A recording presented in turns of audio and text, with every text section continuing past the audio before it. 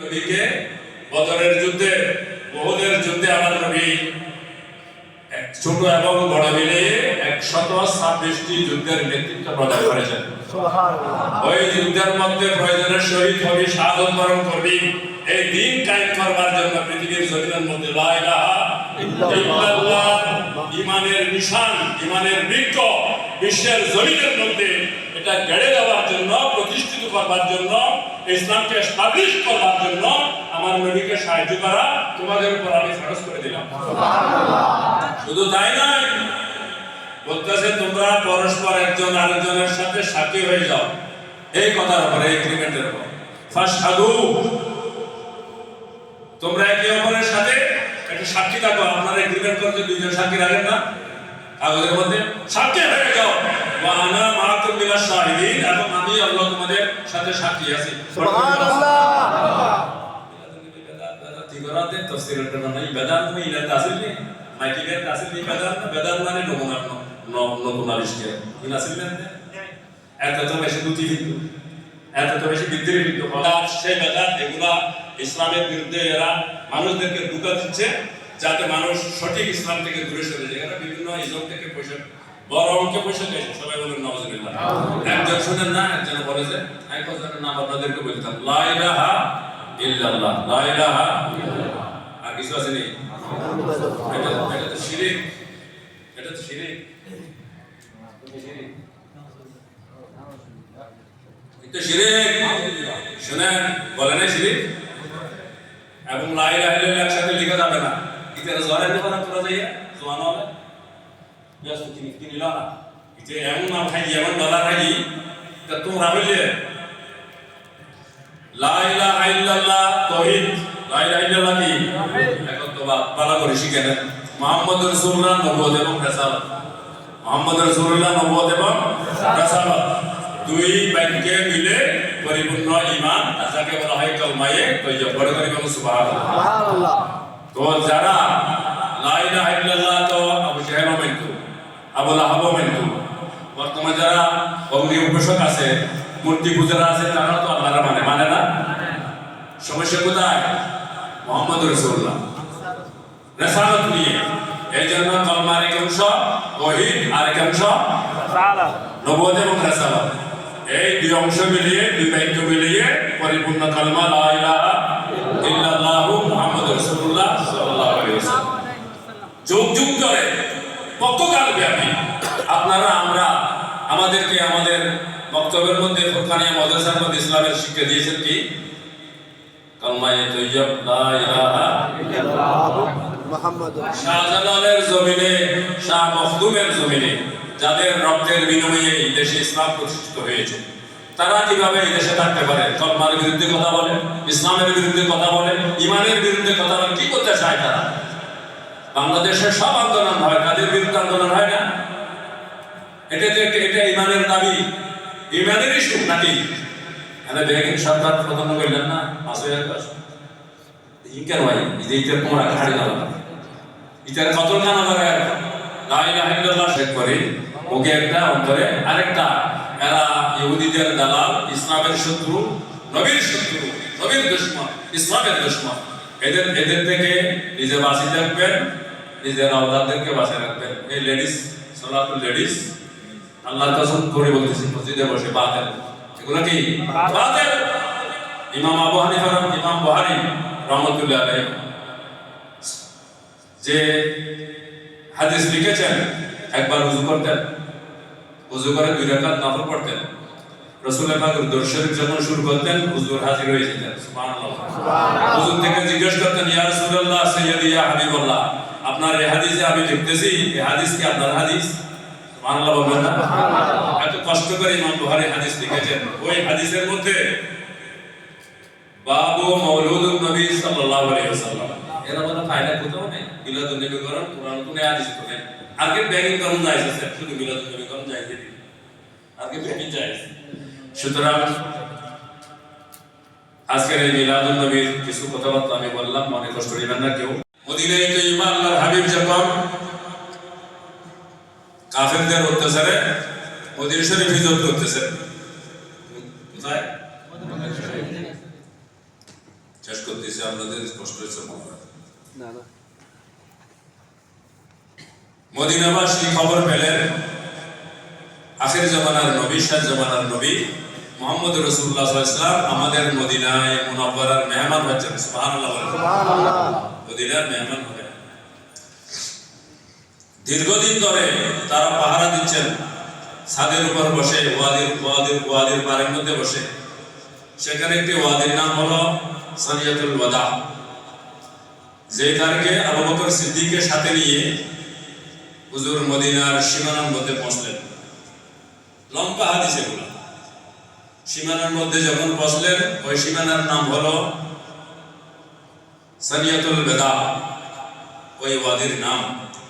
তখন আরবের ঘরের মধ্যে এমন কোন মানুষ, ছেলে মেয়ে বৃদ্ধ বনিতা কেউ ছিল না, সবাই ছাদের উপর, গাছের উপর এবং ওয়াদির মধ্যে এসে আমার প্যারা নবীকে বরণ করে নেওয়ার জন্য, তাদের নবীকে তাদের ঘরে নিয়ে যাওয়ার জন্য হাজার হাজার মানুষ ওয়াদির মধ্যে ভিড় জমিয়েছে। সুবহানাল্লাহ। শুধু তা নয়, বলতেছে তালাআল বদরু আলাইনা। সবাই বলেন না তালাআল বদরু। বদর মানে কি?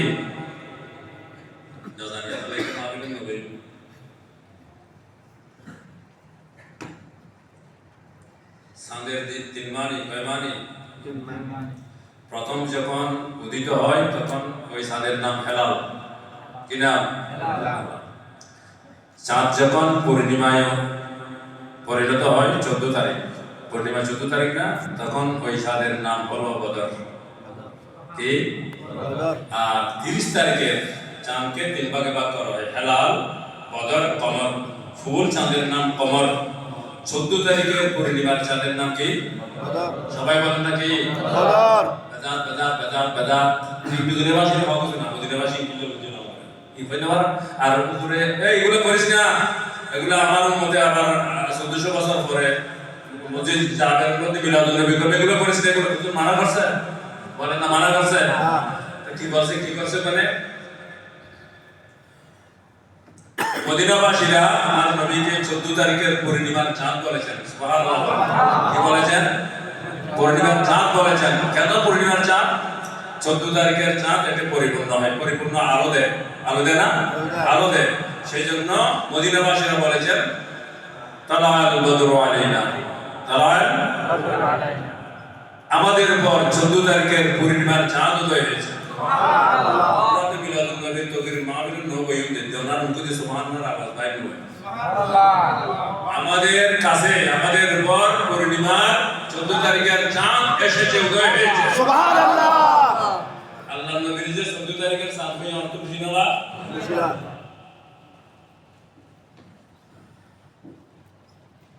তালাআল বদরু আলাইনা মিন সানিয়াতিল ওয়াদা। সানিয়াতুল ওয়াদা জায়গার নাম। ওয়াজাবা শুকরু আলাইনা, আল্লাহ তোমার দরবারে শুকরগুজারি করি, ইমামুল আম্বিয়া হায়াতুন নবী আমাদেরকে দিয়েছেন। সুবহানাল্লাহ। মাদা লিল্লাহ ইদাই, মাদা লিল্লাহ ইদাই। ইসলামের দায়ী, সঠিক দায়ী আল্লাহ আমাদেরকে 1400 বছর পরে, আমাদেরকে সমস্ত নবীদের পরে আমাদেরকে দান করেছেন। সেই জন্য আল্লাহ তোমার শাহী দরবারে আমরা শুকরগুজারি করি। মদিনাবাসীরা বড় বড় সম্রান্ত, মদিনার বড় বড় যারা পয়সাওয়ালা লোক ছিলেন, তারা শেষ করতেছি সালাতু সালাম মুনাজ্জাত ছাড়া যাবেন না, আমি শেষ করতেছি। আমি দেখতেছি আপনাদের বিরক্ত হচ্ছে। তারা বলতেছে হুজুরকে আমার ঘরে আনবো। আপনি চাইবেন না? আমি চাবো না হুজুরকে আমার ঘরে আনবো। তখন সানিয়াতুল ওয়াদা পার হওয়ার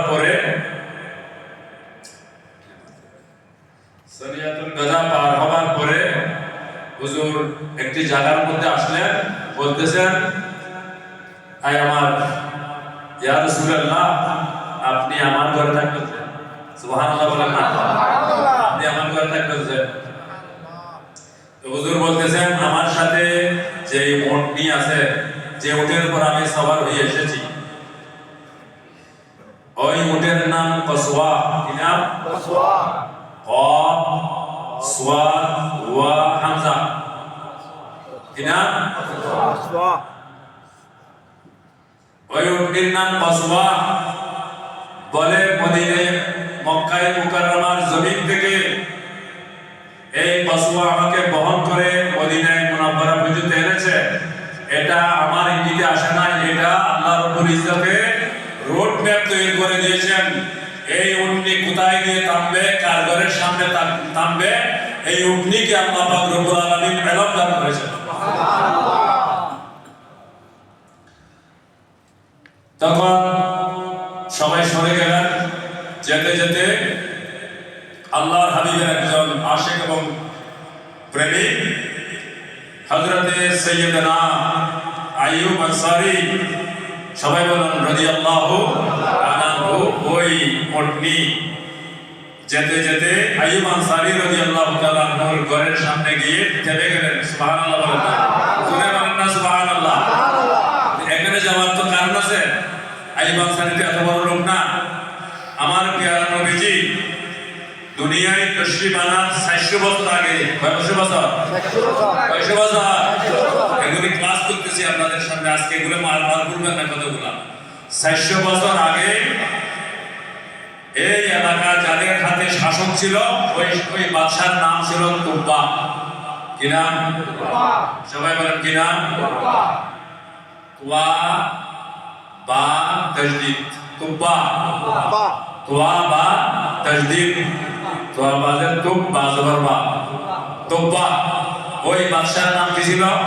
তুব্বা। তিনি ঈসাই ধর্মের ছিল। কোন ধর্মের? ঈসাই ধর্মের। উনি যখন ইনজিল কিতাব পড়েছেন, ইনজিল কিতাবের মধ্যে আসতেছে ওয়াইদ ক্বালা ঈসা ইবনু মারইয়াম ইয়া বনি ইসরাঈল ইন্নী রাসূলুল্লাহি ইলাইকুম মুসাদ্দিকান লিমা বাইনা ইয়াদাইয়া মিনাত তাওরাত ওয়া মুবাশশিরান বিইসমিহি আহমদ